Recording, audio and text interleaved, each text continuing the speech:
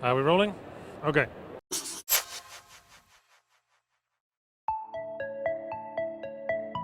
Day 3 of GDC.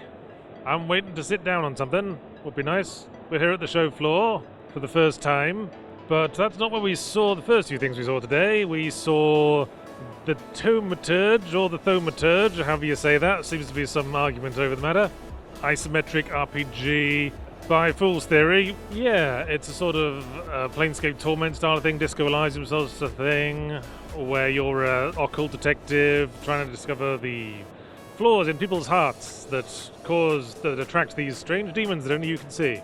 Basically, it's depressing turn-of-the-century Russian Persona 5. And in fact, the battle system looked a lot like it.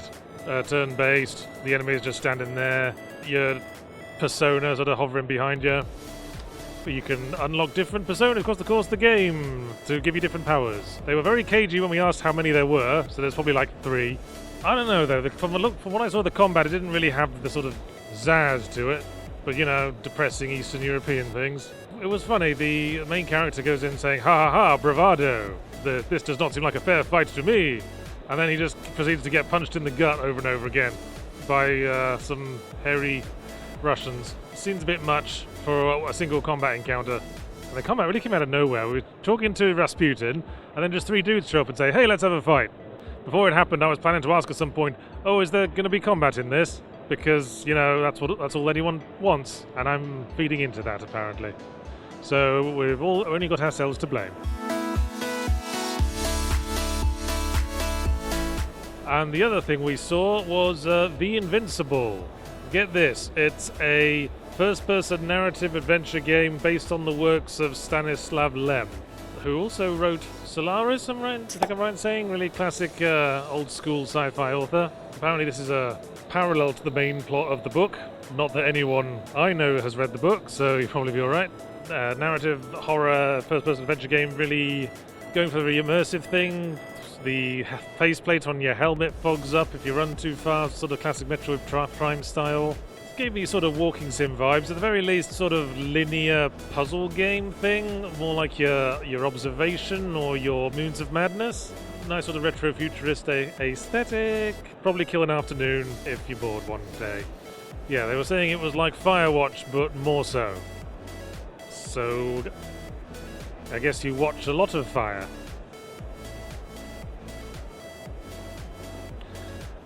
That's my closing gag. F*** you.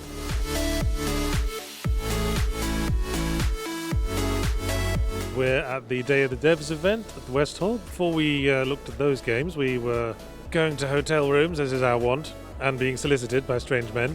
And we looked at another game called Stray Souls. I think there's an alpha demo out for that. It's a third-person survival horror thing.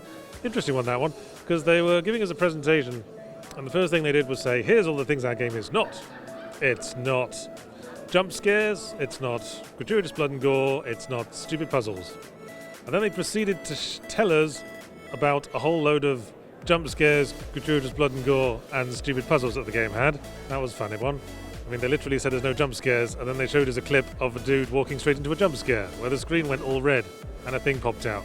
And there was a combat element, though they said there wasn't an emphasis on the combat because, you know, the main character's just a normal dude, but then he was dodge rolling all over the place.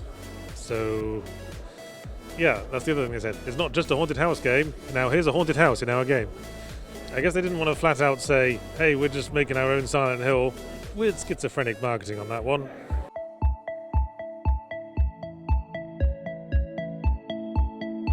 Alright, and then we came to the Day of the Devs event, and yeah, so the first one we looked at was Surmount. It was the first one that was free, actually, but I actually kind of liked that. It was a sort of jokey physics-based climbing sim. If you've ever played Mount Your Friends, it was along those lines, with a bit of a getting over it with Bennett Foddy sort of vibe. You controlled your 2 hands individually and had to climb your way up a mountain. Seems obvious for a climbing game, but I'm surprised we don't see more games do it. Probably because you flail around like an idiot the whole time you're doing it. I have a feeling that one could be interesting meat for speedrunners. And then we had a look at Mina the Hollower, which is the new game by the Shovel Knight dudes. They're kind of fixated on digging, those Shovel Knights dudes, because Shovel Knight was about digging with a shovel, and Mina the Hollower is about digging in the ground and burying yourself in it and popping up out from under things. Very deliberately sort of Zelda Link to the Past vibe, with a Souls-like element where you have like your little bonfires where you can upgrade yourself and all the monsters respawn once you go in there. Didn't see much of that in the time we had with it. Another angle on the NES nostalgia stuff that Shovel Knight was exploiting pretty well. And the last game we looked at was Pacific Drive, just over there. It's sort of like Jalopy meets Stalker Shadow of Chernobyl, from what I could gather. You're in a rust bucket car driving through like a radioactive exclusion zone. I guess you got to repair your car and do something. We never figured that out in the time we were playing the demo.